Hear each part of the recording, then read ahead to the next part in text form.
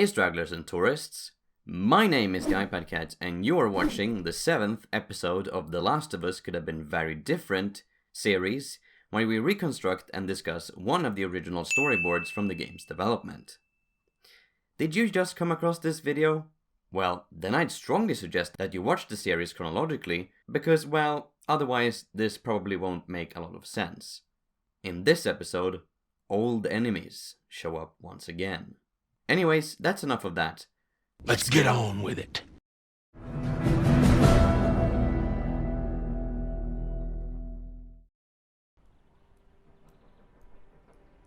Months after failing to get to Joel, once in Boston and twice in Pittsburgh, Tess was losing her patience. Picking up the pieces from the disaster in the suburbs, she'd discovered that part of the hunter group were bikers. With the help of her and Dan's henchmen, she'd forced them into her service. Using motorcycles would be much more effective than the fuel-inefficient APCs, and the added brute force of a few dumb hunters was a nice bonus. For the last few weeks, Tess and her gang had followed Joel and Ellie across the country, all the way to Wyoming. But once they were allowed into a massive protected and powered settlement, the pursuit had come to a full halt. Some of the hunters wanted to raid the place, but Tess knew better than to attack a community that had firepower similar to a full-blown quarantine zone with only a few dozen badly equipped psychos. So they laid low for a few days after Joel and Ellie had first arrived, until one of the hunter scouts came back and said he'd heard that they just left after a conversation at some nearby power plant. Furious over having lost her brother's killer again, Tess decided to intercept the next patrol she could find and torture the information of where they'd gone out of them. So they set up camp some distance away from the gates to the community in the mountain pass leading up to the town, in some woods next to the road. There, they prepared an ambush for whoever might come through, and they didn't have to wait long. A man, wearing a pale blue jacket with fairly long brown hair and 2 escorting guards, came slowly riding on horses, talking about some power plant, probably the one from which Joel had left. Tess whispered that they could kill the 2 guards for all she cared, but that they should leave the blue jacket to her. Shortly after, 2 shots went off, and the 2 guards dropped dead, down from their horses onto the ground. The man in the blue jacket tried to make a run for it, but hunters and Boston thugs quickly surrounded him and cut off his ways of escape. He put up his hands and surrendered. Tess went up to the man, cocked her pistol, and said that she didn't care about their town or people, and that she would let him go if he only told her about the man and the little girl that had been there a few days ago. The man's eyes narrowed, and he said that he didn't deal with bandits. Not feeling like wasting time, Tess ordered for the man to be tortured until he gave up the information. After hours and hours, longer than most would have lasted, she'd finally found out where Joel had went, and not only that, but also that this man, Tommy, was in fact Joel's brother. She couldn't get real revenge before getting to Joel personally, but killing his brother, as he had done to her brother, was a nice substitute for now. Before leaving for Colorado, Tess shot Tommy at point-blank range and left him on the ground for the Jackson settlers to find. A few weeks after Joel and Ellie had left the power plant, fall had made its full entrance and conquered nature around them. As the wind blew up a bunch of yellow and brown leaves into their faces, sitting on top of Callus, the horse they'd borrowed, Joel muttered something about them soon having to start looking for warmer clothes. Ellie, busy with her own thoughts, silently agreed. Using a small country road, they'd left the mountain passes leading up to Jackson behind. The last road sign had said that the university was only a few miles ahead. Focusing really hard, Joel could see what must have been one of the campus buildings on the horizon up ahead. After a few minutes, he could hear Ellie closing a book behind him and sighing, complaining about being bored. I'm super bored. Feeling a bit dumbfounded, Joel tried to come up with something to talk about to pass the time. After some thinking, he asked Ellie if she knew how football was played. And when she said that she didn't, he began explaining the ins and outs of it. the rules, the star players, and the team rivalries. And before they knew it, they were at the gates to the campus. Some sort of creepvine plant had grown over the welcome sign, but you could still make out the initials UEC. They were there. Finally, the University of Eastern Colorado. Now they just had to find the nearest firefly, and all of this would be over. Jumping over some barbed wire barricades, the pair entered the campus. It was unusually quiet for a base of operations. Maybe the fireflies were just using the inner parts of the campus.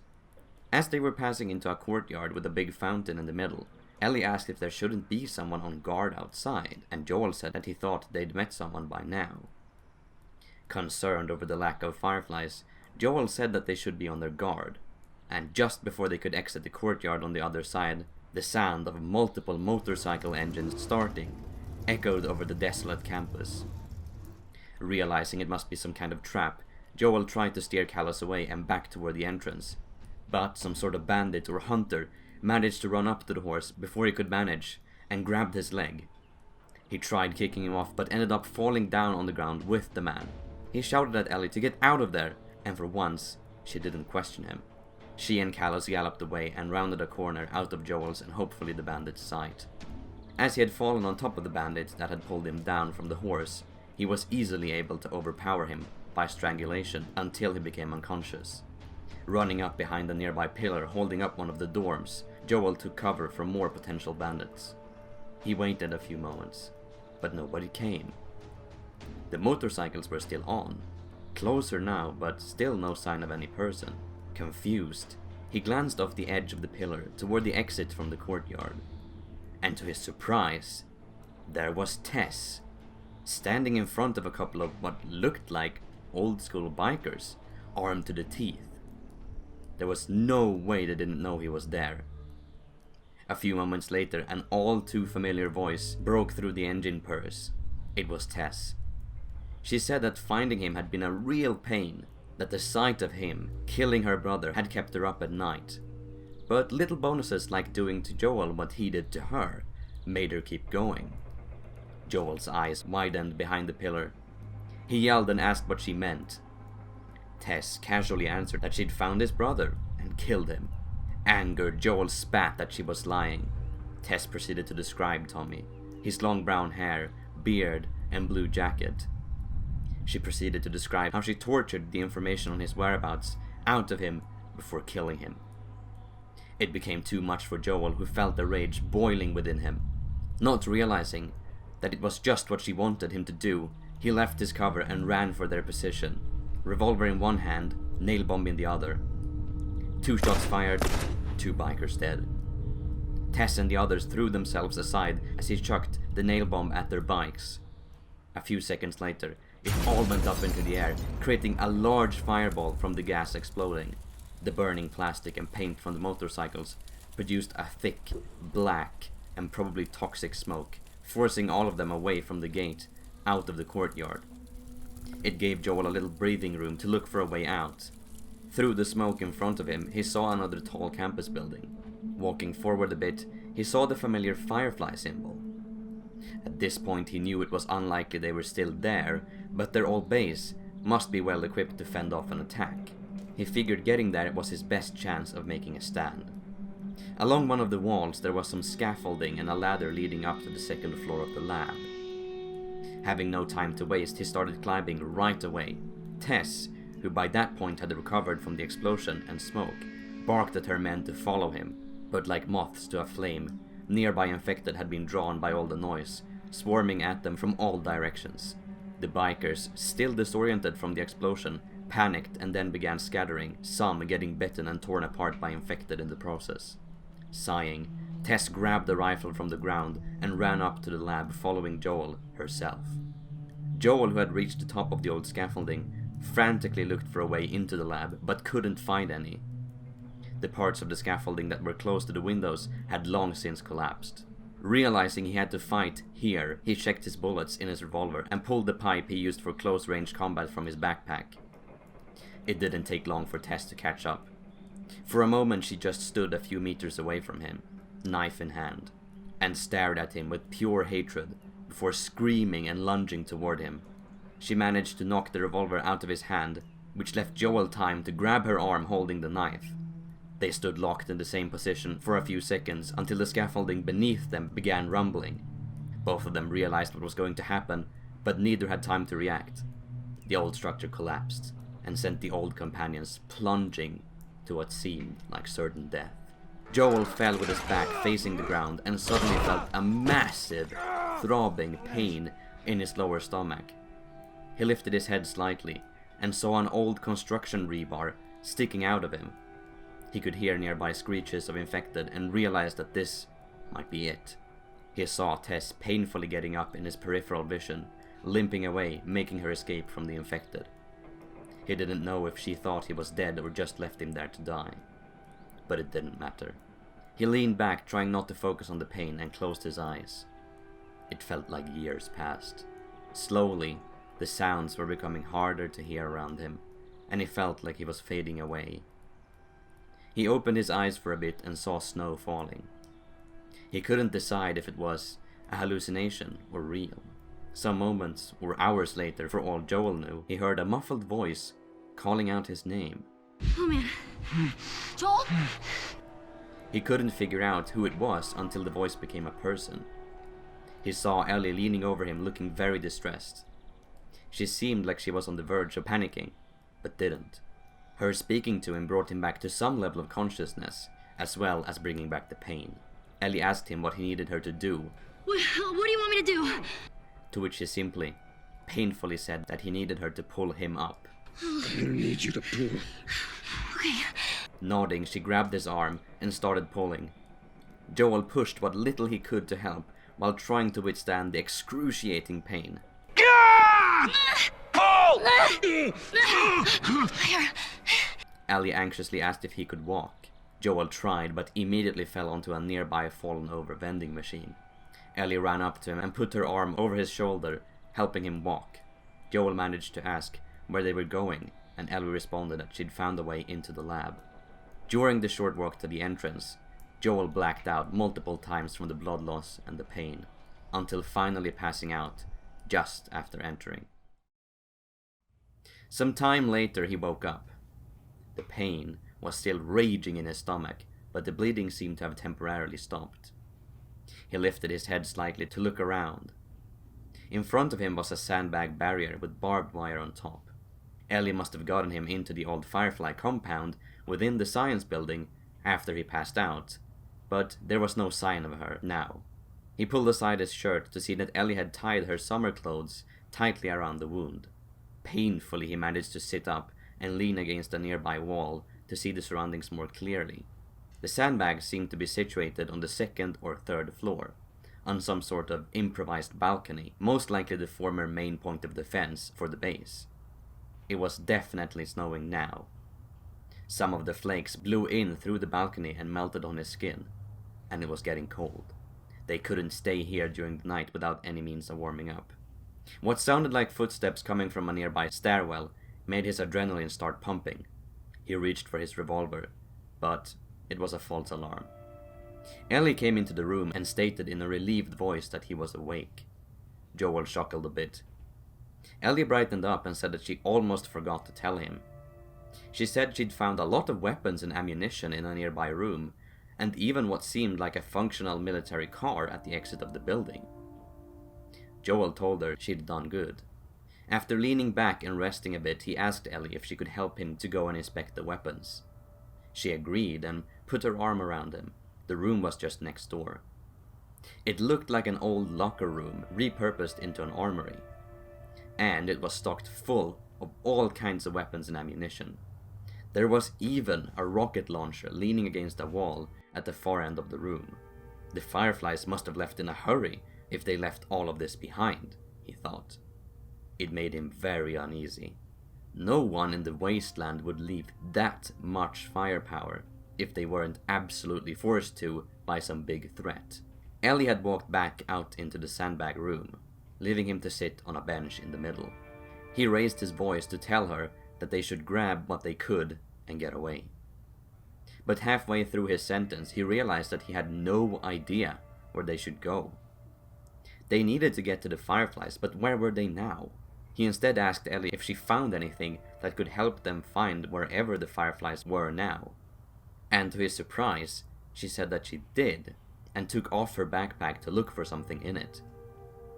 After a few seconds of rummaging through it, she pulled out what looked like an old voice recorder from maybe the 80s or 90s, and gave it to Joel, and said she was going to check on Callus, who was standing down by the car. Joel took the device and pressed play. A recording of a man started playing. He said that he was dying and had some time to reflect on his time here, and as a firefly. They're looking for the fireflies. They've all left. Got me some time to reflect. Uninterested, Joel sped up the recording to find some useful information. The man said something about a bunch of test animals with the fungus in their blood had caused a catastrophic outbreak within the base, forcing them to leave, which explained their hasty retreat, but that meant there could still be a lot of infected around somewhere nearby. Joel continued to skim through the recording until something finally caught his attention. The man chuckled and said that if whoever found the recording after his death were looking for the fireflies, they had all left for their old base of operations in a university hospital in Salt Lake City. Come on. Looking for the others. They've all returned to St. Mary's Hospital in Salt Lake City. You'll find them there, still trying to save the world. Good luck with that. Satisfied, Joel dropped the recorder and stood up, leaned against the wall, to go after Ellie to tell her that they could leave. His injury was making him very slow moving. Any strainful movement would most likely open it up again. Painfully he made his way into the sandbag room. As he was about to limp toward the stairs, something caught his eye. Off in the distance where his fight with Tess and the thugs had taken place, a caravan of cars were driving toward them. Whoever it was, it couldn't be good. He yelled for Ellie, who came running up the stairs. He told her to bring him the rocket launcher and as much ammunition for it as possible. When Ellie looked like a question mark, he told her that it was the big tube-looking thing with a rocket sticking out the end. Ellie ran into the armory and dragged the launcher and some spare rockets with her out to the sandbag room. She asked him if he would even be able to fire it in his state, but Joel brushed it off and told her to go and try to start up the car. She didn't protest but looked concerned as she walked down the stairs again. As he put up the launcher on the sandbags for stability, the car stopped at the gate leading up to the lab. It was darker now than before, and the snow didn't exactly help visibility either, but he could make out silhouettes of people stepping out. There were at least 20 from what he could see. He kept his finger on the trigger but waited. It would certainly be detrimental to the mission if it turned out Joel had blown up a dozen fireflies with a rocket launcher, but when they closed in on the lab, it seemed like this was another hunter gang. Joel kept waiting. It would be better if they could just drive away without getting into another fight. Suddenly a glint from what must have been a scope appeared down below him. He only just managed to duck behind the sandbags before the sniper fired off his shot. He quickly got up again and blind fired the rocket in their general direction. It took out a couple of them, but served more to make them angrier than weaken them. More hunters were pouring into the yard in front of the lab from where the cars had stopped. Joel realized he couldn't keep up. A few rockets later, he was down to his last one. A few moments after that, Ellie came rushing up the stairs, telling him she'd gotten the car to start. Joel tried to tell her she did good, but felt more and more dizzy. The recoil from the launcher must have opened up his wound again. Ellie put her arm around him and they went as fast as they could down to the car. Joel, barely being able to speak, asked if she could drive. The blacking out was returning, but he could hear Ellie say that she had driven a few times before. When they got to the car, Ellie cut Callus free and helped Joel get in the back seat. The hunters were banging on the door from the other side, and it seemed like they were about to get through. A few seconds later, Ellie was in the driver's seat and pushed the gas as hard as she could to get away. At first, it seemed like they were in the clear, but it didn't take long for the hunter caravan of cars to catch up to them. Luckily, their car was armored, so the gunshots didn't pass through.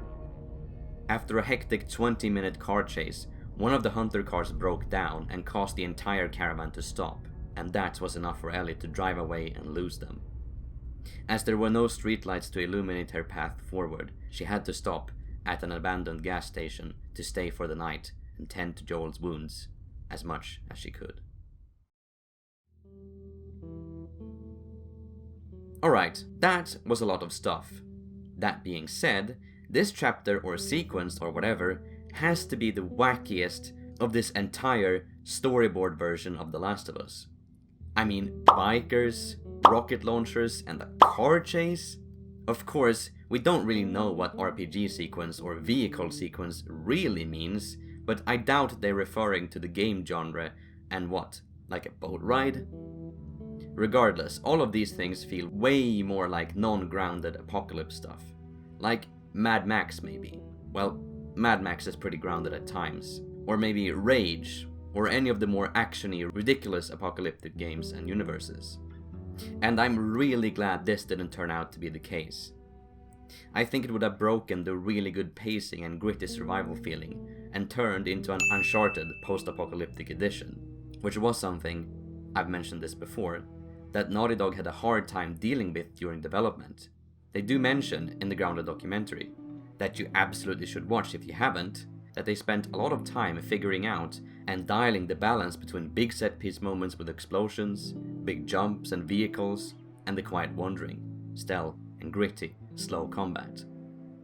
But in the end, they nailed it so well in the game we got. So again, while something like this might have been fun to play, it was for the better that they ended up cutting it out.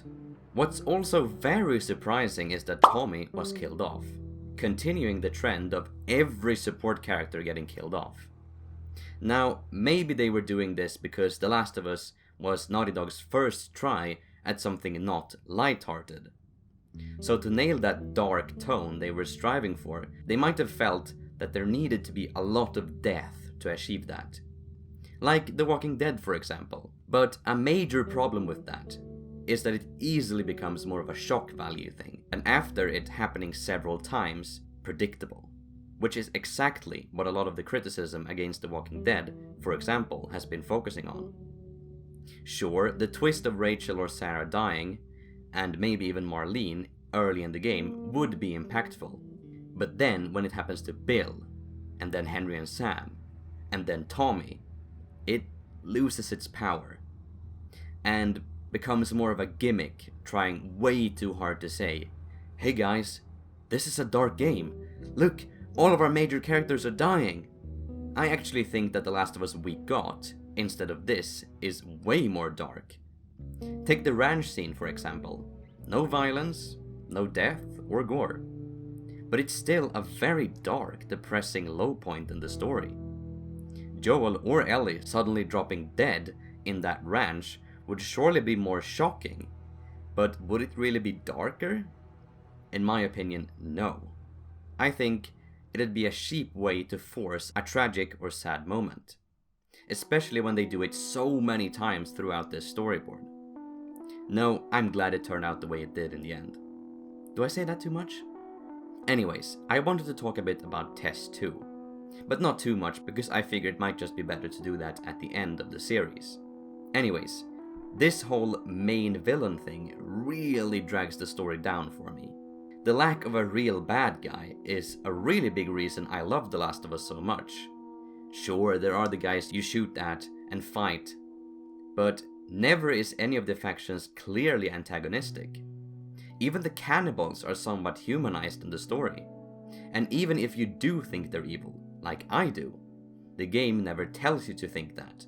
I mean, during the epilogue scene, walking up to Jackson, the developers changed it to make you play as Ellie instead of Joel, as to not have the bias of the player character when it came to the lie or what happened at the hospital.